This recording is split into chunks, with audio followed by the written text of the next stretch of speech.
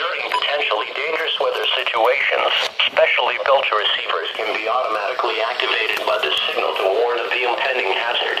Tests of this signal and receiver performance are normally conducted by the National Weather Service at 11 a.m. each Wednesday. If there is a threat of severe weather, the test will be postponed to the next available good weather day. Reception of this broadcast, and especially the warning alarm, will vary at any given location. This variability, normally more noticeable at greater distances from the transmitter, can sometimes occur even though you are using a good quality receiver in good working order.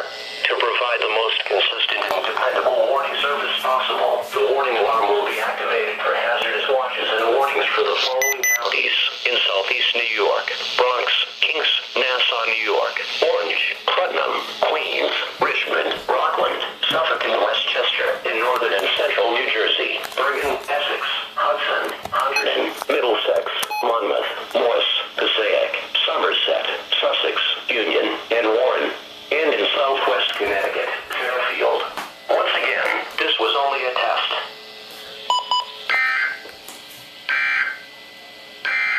And that was the latest weather map discussion. That through the region was the last required weekly test of the 2012 summer season for me. That is going to be the last weekly test until either winter break or I'm homesick for some reason or something random happens. Yeah, as you can see, it's the last day of summer 2012. Also, guys, find me on Facebook, facebook.com/MattSchreierPhotography. Yeah, so this is the last weekly test that I am going to get this summer. Last weekly test I'm definitely going to record for a while, I can tell you that.